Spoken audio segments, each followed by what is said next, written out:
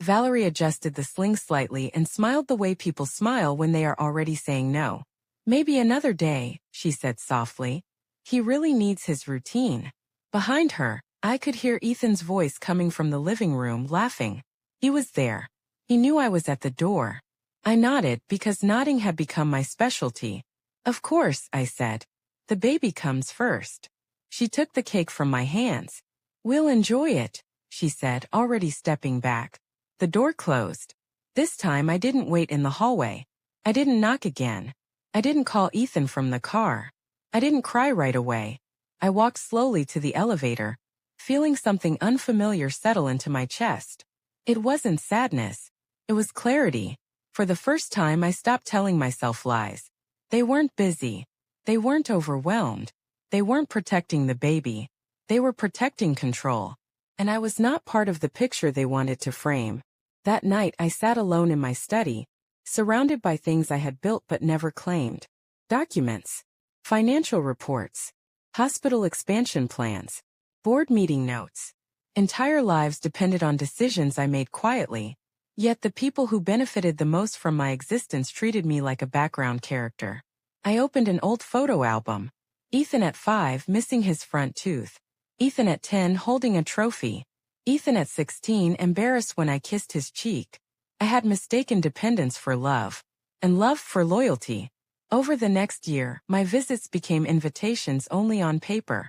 Holidays were already planned. Birthdays were very busy. Phone calls were returned days later. And Sammy grew without me. His first smile. His first step. His first word. I learned about all of it through Valerie's social media. One afternoon I commented on a photo. My beautiful grandson. Grandma loves you. The comment was deleted within minutes. That was the moment something inside me hardened. Not into hatred. Into self-respect. Around that time Robert began to change. He spent more nights at the office. He avoided conversations. He treated my loneliness like inconvenience. One evening, after I mentioned that Ethan hadn't visited in months, Robert sighed loudly. You're overreacting, Ella Laner. I'm not, I said calmly. I'm being erased. He laughed, actually laughed. You're dramatic. Valerie is just modern. Families work differently now. I looked at the man I had protected for decades. And I realized something painful. He didn't see me either. It was shortly after that realization that my health began to fail. Not suddenly. Quietly. Like everything else in my life. Chest tightness. Dizziness. Fatigue I couldn't explain. I ignored it. Because mothers always do. Until the night my body finally forced the truth on me. People often think control looks loud. They imagine shouting. Threats. Anger. But real control is much quieter. It arrives wrapped in concern. Smiles politely. Speaks gently while taking everything from you. I didn't notice it at first because I was too busy being grateful. Grateful that my son had a wife. Grateful that my grandson was healthy. Grateful that I was still included, even if only barely. Gratitude can make a woman accept almost anything. Valerie began calling me less, but when she did, her voice was always sweet. Oh Mom, she would say. We didn't want to disturb you. As if my life was something fragile. As if I was already fading. She spoke for Ethan more and more. Ethan thinks it's best if. Ethan feels the baby needs. Ethan believes you should rest. I rarely heard my son's voice anymore. And when I did, it sounded borrowed. One afternoon months later I finally said it out loud. I miss him, I told Robert. We were sitting at opposite ends of the living room. Not arguing, just existing separately. I miss my son, I repeated. Robert didn't look up from his tablet. He's busy, he said flatly. So am I replied. That made him pause. He glanced at me surprised like I'd spoken out of turn. This isn't about you, he said. That sentence stayed with me for weeks. Because once upon a time, everything had been about me. My body carried that child. My hands fed him. My sacrifices paid for his education. And now I was a footnote. I tried to adapt. I stopped asking questions. Stopped offering advice. Stopped suggesting visits. I learned to wait. Waiting became my second job. Waiting for calls that never came. Waiting for photos I'd already seen online. waiting for permission to be a grandmother. When Sammy turned 1, I bought him a small wooden rocking horse. Hand-carved. Simple. Timeless. I drove to their house unannounced. A mistake I'd later understand. Valerie opened the door and smiled, but it didn't reach her eyes. "Oh," she said. "You should have texted." "I wanted it to be a surprise," I replied. She hesitated, then stepped aside just enough for me to enter. The house smelled unfamiliar. Like candles instead of food. Sammy was in the living room wobbling on his feet. I knelt down, arms open. "Come to Grandma," I whispered. He looked at me, then turned away. Valerie laughed lightly. "He's shy around strangers," she said. Strangers. That word landed quietly, but it cracked something deep inside me. That night, I sat alone and replayed the moment over and over. Had I waited too long? Had I been too polite? Had I allowed myself to disappear? No one teaches mothers how to fight for their place without becoming villains. Around that time, the questions about money began. Soft at first. "Mom, do you still manage all those accounts? Mom, are you sure it's safe for you to handle everything alone? Mom, maybe it's time to simplify." Simplify is a dangerous word.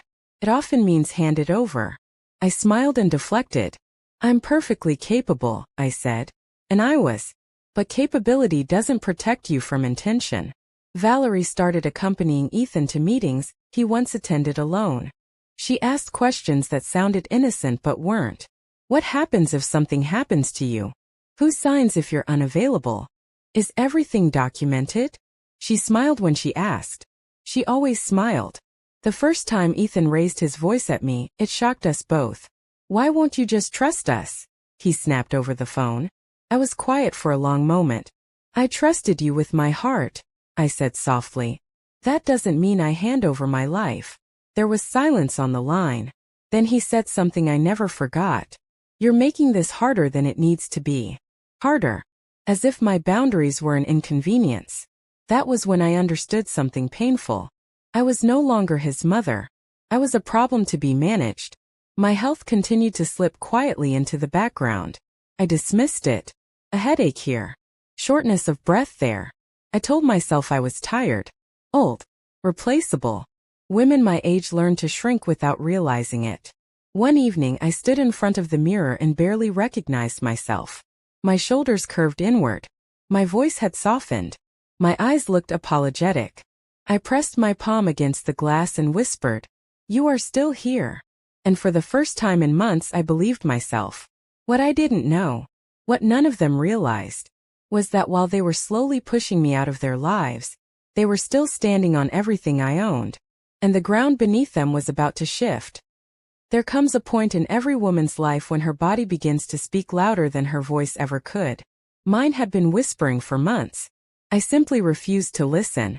Because when you've spent a lifetime being strong, admitting weakness feels like betrayal. Not of others, but of the woman you taught yourself to be. I told myself it was age, stress, normal tiredness. I told myself lies that sounded responsible. The first Rail warning came on a quiet Tuesday afternoon. I was standing in my study, reviewing documents I'd reviewed 1,000 times before, when the room tilted. Not suddenly, gently, like the world had decided to lean away from me. I reached for the desk, steadying myself, and waited for it to pass. It didn't. My chest felt tight, as if something heavy had settled there without permission. I sat down slowly, breathing shallow, counting the seconds the way nurses do. In through the nose, out through the mouth. Eventually the sensation faded. I didn't call anyone. That was my mistake. Later that evening Ethan called.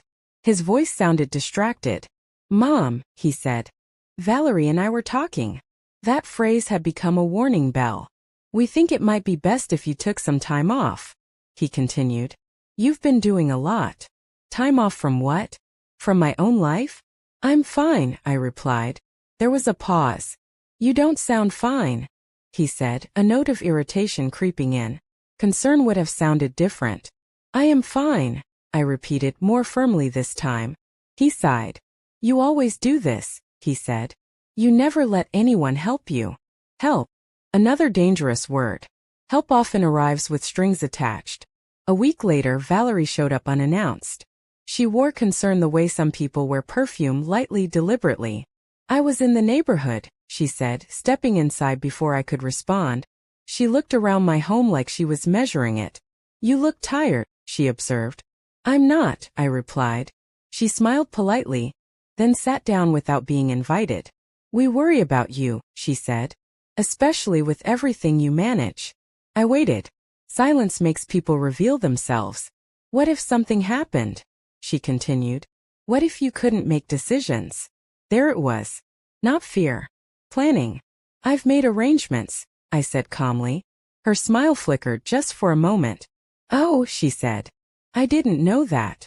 "You weren't meant to," I thought. After she left, I locked the door and leaned against it, suddenly exhausted. Not physically.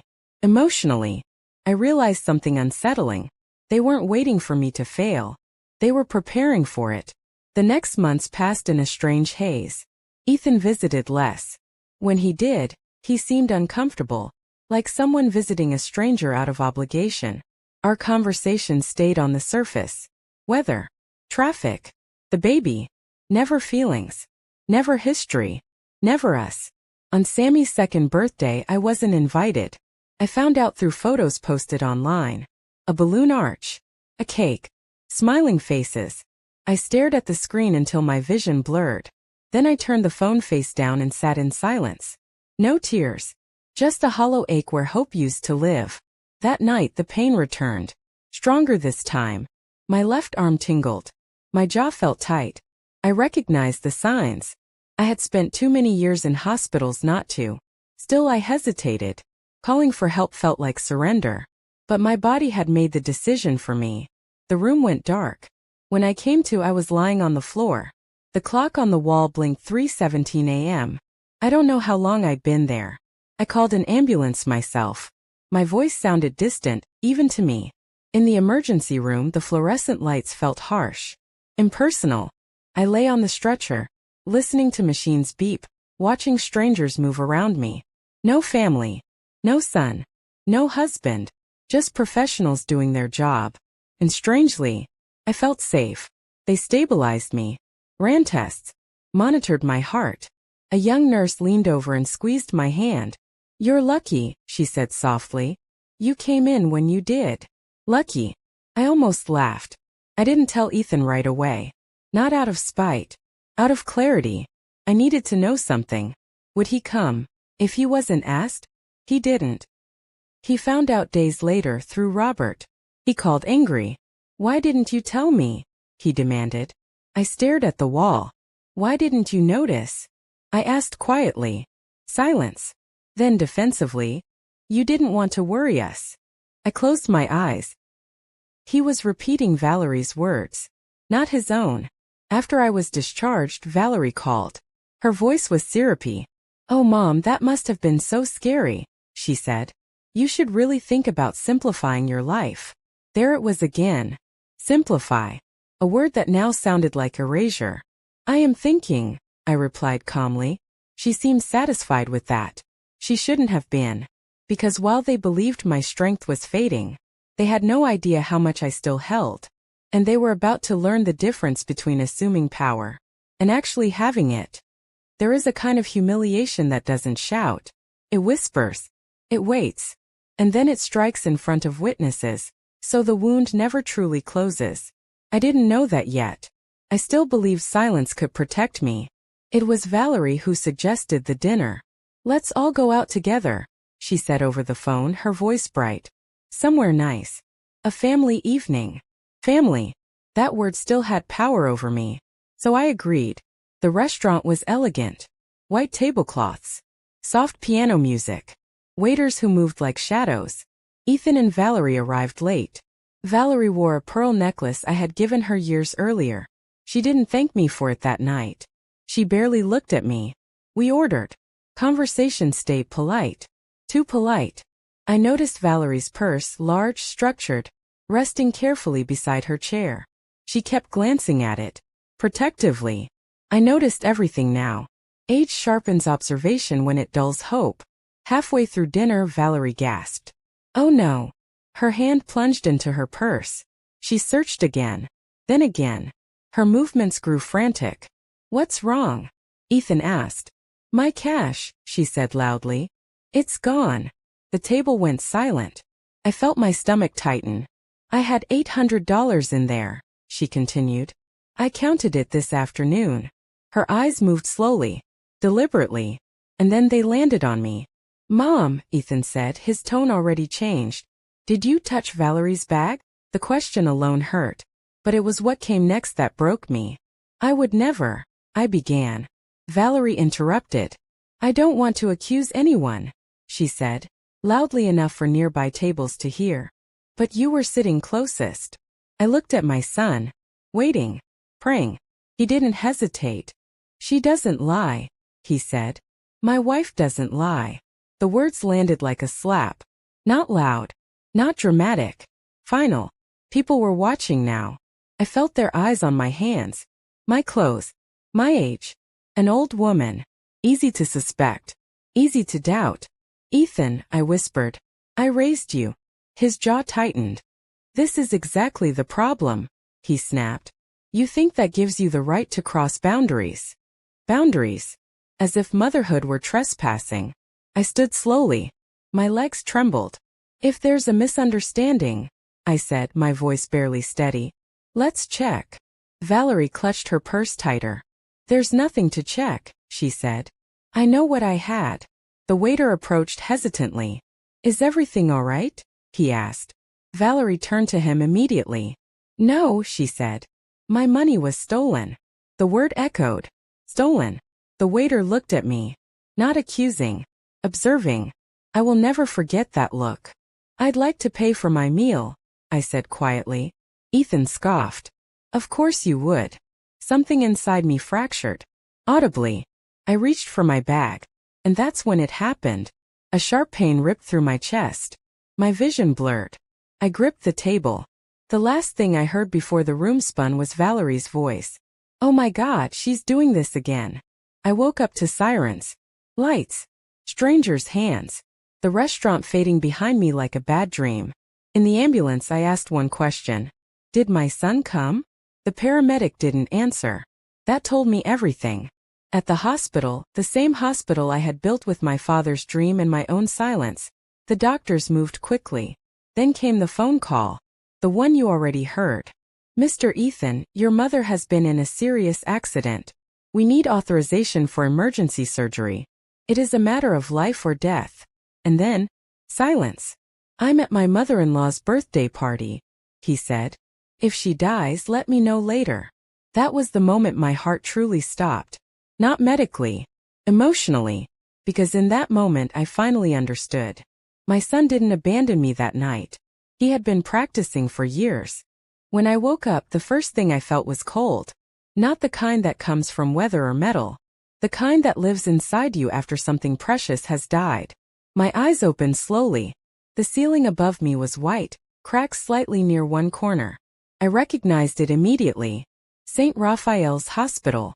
My father's hospital. My hospital. Machines hummed beside me. A steady beep. A rhythm that meant I was still here. A nurse noticed my eyes open and leaned forward gently. "Welcome back, Mrs. Castile," she said softly. "You gave us a scare." I tried to speak, but my throat was dry. She placed a straw to my lips and helped me sip water. "Your surgery was successful," she continued. "You're stable now." I nodded faintly. Alive. That word felt heavy. A few minutes later the doctor entered. He was in his 40s, calm eyes, tired shoulders. I had interviewed him myself 5 years earlier. He didn't recognize me. Not as the owner, not as the woman behind the decisions. Only as a patient. He checked my chart, then looked at me. "Your son," he said carefully, "doesn't know who you really are, does he?" I managed a small smile. "No," I whispered. "He doesn't." The doctor hesitated, then spoke quietly. "The waiter came to the hospital," he said. "From the restaurant." My heart skipped. He insisted on speaking to someone in charge. I closed my eyes. I already knew what was coming. The waiter's name was Miguel. He had been working double shifts to save money for nursing school. He noticed details others missed. When Valerie accused me, Miguel had been clearing a nearby table. He saw her reach into her purse. He saw her move something. Later, when the ambulance arrived and chaos filled the room, Miguel went back to clear the table. That's when he found it. $800. Folded neatly.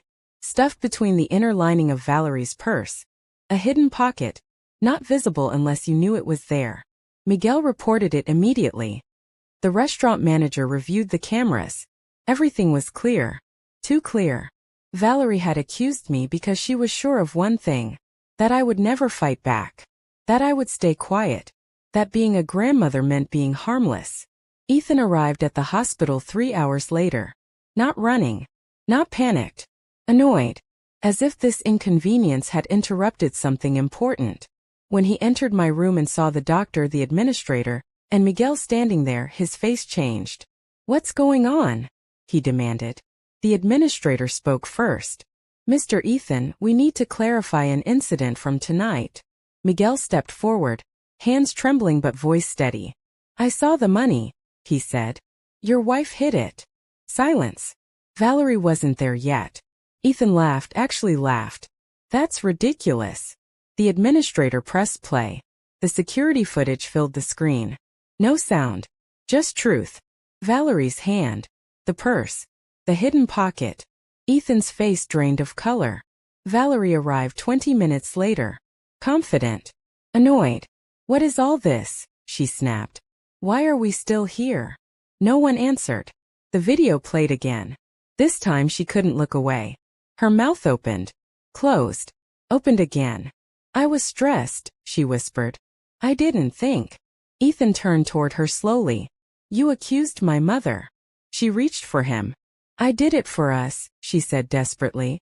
"She's always been in the way." That was the sentence. The one that ended everything. Ethan collapsed into a chair. Not crying. Not apologizing. Just empty. He finally looked at me. Really looked. Not as a background figure. Not as an obligation. But as a woman bleeding quietly for years. "Mom," he said hoarsely. "Why didn't you ever tell me?" I stared at him from my bed. Tubes in my arms, scars fresh beneath bandages. "Tell you what?" I asked. "That you own this place," he whispered. "That you built everything." I shook my head slowly. "That wouldn't have taught you love," I said. "It would have taught you fear." He broke then. Tears came. Too late. Valerie was escorted out. Not dramatically. Quietly. Just like the love she never had. Weeks passed. I healed. Physically. Emotionally. I changed. I resigned from silence. I took my name back. The board announced the truth publicly. The woman behind St. Raphael's Hospital. My son watched from the audience. Smaller than I remembered. Ethan tried to reconnect. Calls. Messages. Regret. But some bridges don't collapse. They dissolve. I still see my grandson. Supervised. Carefully. With boundaries. I love him. But I no longer disappear for anyone. I am 59 years old. I am a grandmother. And I learned this too late, but not too late to matter. Love should never require erasing yourself. If this story touched you, if you've ever been silenced, replaced, or taken for granted, you are not invisible. You never were.